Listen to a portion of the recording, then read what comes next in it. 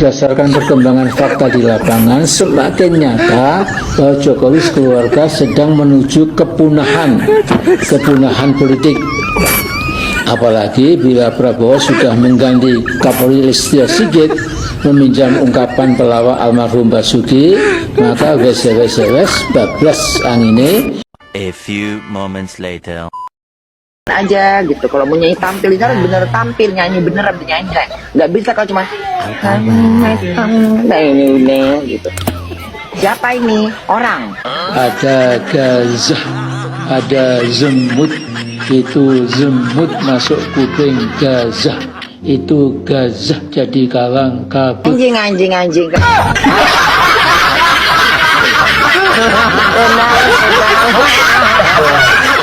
Saya tidak waras, menderita sakit jiwa.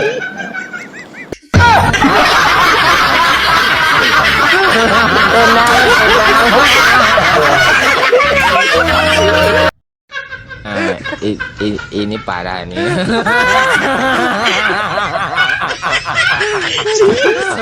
Tenang.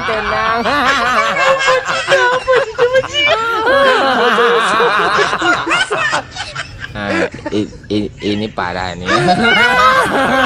Tenang.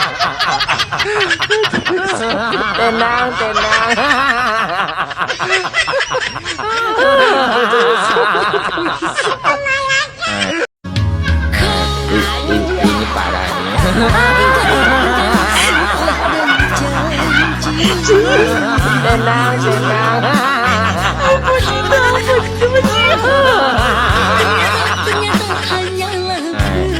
Ini parah nih.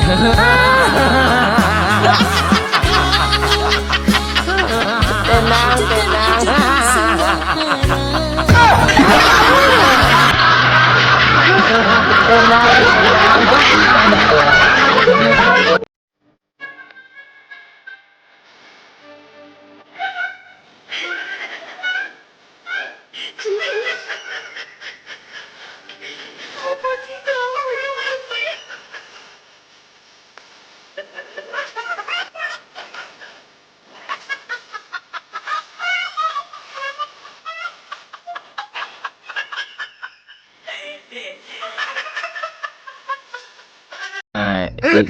Ini parah nih.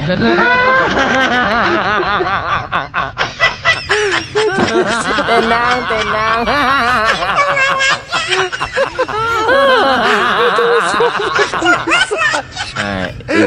Ini parah nih.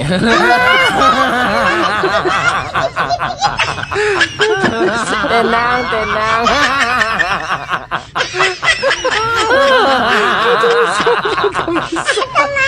Ini parah. Proyek IKN itu hanya sebuah ilusi. Saya pernah ke sana, langsung melihat. Ilusi mata lo.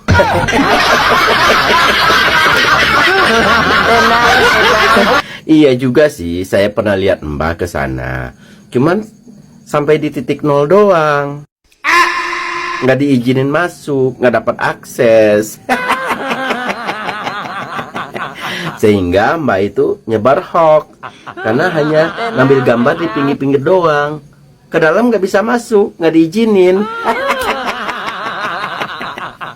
Kita dong para YouTuber Nusantara. Kemarin 5 hari kita di sana. Banyak kegiatan kita di sana. Nge-review IKN lah. Nah, inilah suasana IKN di sore hari. Nanam pohon lah. Nah, habis itu dicampur aja, Pak. Oh, langsung dicampur. Ya. Ya kan, habis itu kita ditraktir sama Pak Bas.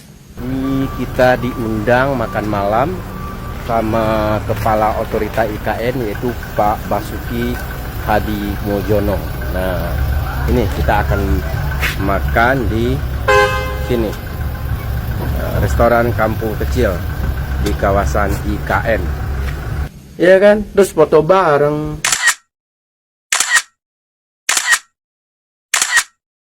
Itu Mbel Gedes.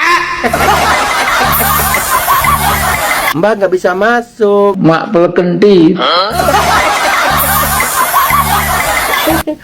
Makanya karena Mbak nggak diizinin masuk, Mbak nyebar hoax. kita tidak pernah tahu yang dipanen IKN itu kontrak sungguhan atau kontrak-kontrakan. Kita lihat pemindahan ibu kota IKN sudah jelas bahwa itu impossible, mustahil. IKN mangkrak, IKN kota hantu. Padahal Mbak nggak diizinin. Kalau Mbak masuk ke dalam, wah, itu Mbak itu tercengang dengan pesatnya perkembangan pembangunan IKN. Ayo. Hanya ngiteri, hanya muter-muter. Sampai bahasa Jawa ngiter itu cuma muter-muter, nggak pernah masuk. Kalau nggak gini aja deh Mbah, saya izinin Mbah memantau IKN itu dari atas ya, Mbah pakai helikopter, oke? Silakan Mbah dipantau IKN itu dari kejauhan dari atas ya, dari atas pakai helikopter Mbah, silakan. Dilaksanakan. Ada gajah, ada zemut, itu zemut masuk kuping gajah, itu gajah jadi kalang kabut. Ada gajah, ada zemut, itu zemut masuk kuping gajah, itu gajah jadi kalang kabut.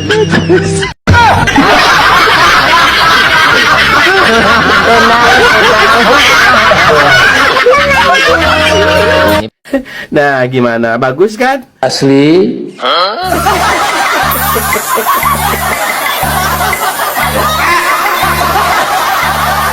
Ini mengaku sama saya sudah 3 tahun jalan kaki. Saya minta tolong buat siapa saja yang mengenal beliau, tolong disampaikan ke keluarganya, beliau ini daripada jalan, kasihan, nggak pulang-pulang, insya Allah saya siap membantu beliau. Ya, video ini mudah-mudahan nanti dilihat anaknya dan anaknya segera menjemput ke rumah saya. Ngoten nggih Pak, nggak apa-apa ya, ikhlas ya. Ini Pak. Hamba Allah yang namanya Amin Rais.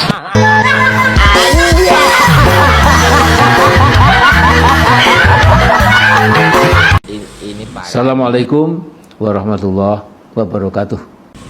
Waalaikumsalam warahmatullahi wabarakatuh. Mbak Sungkuni lagi.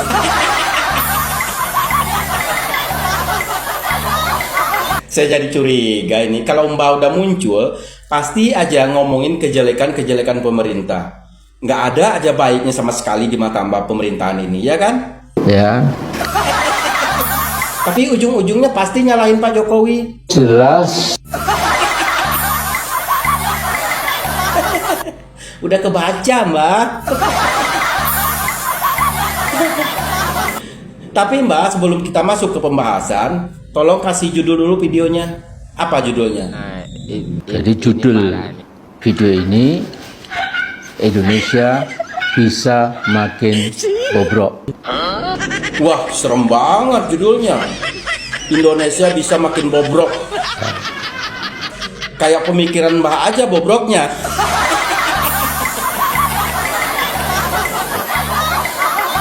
Ya udah lanjut. Tadi Mbak ngomong Indonesia ini bisa makin bobrok. Coba bahas sedikit. Apa aja yang mendasari Indonesia ini makin bobrok di mata Mbak? Apa? Coba.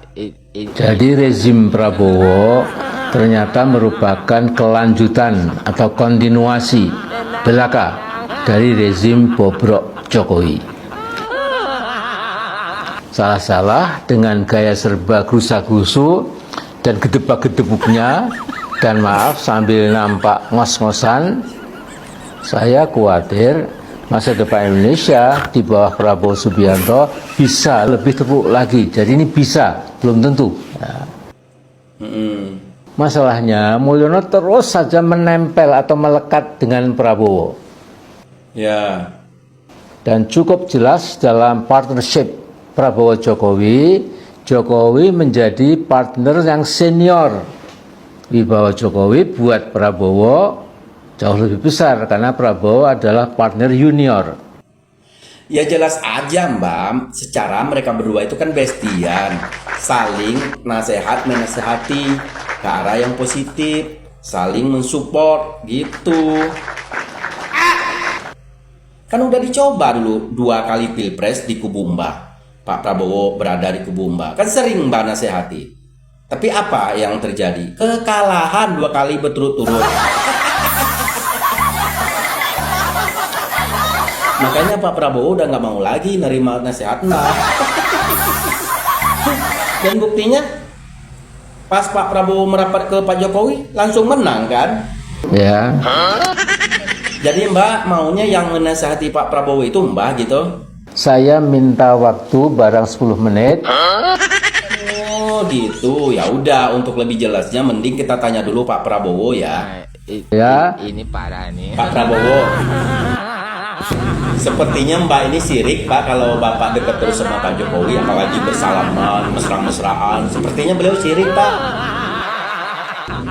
Dan ketika Pak Jokowi memberi masukan yang positif ke Bapak, dia nggak nerima Pak. Lucu juga. Coba deh sesekali Pak Prabowo minta nasihat ke dia. Mau nggak Bapak? Sorry ye. Sorry ye.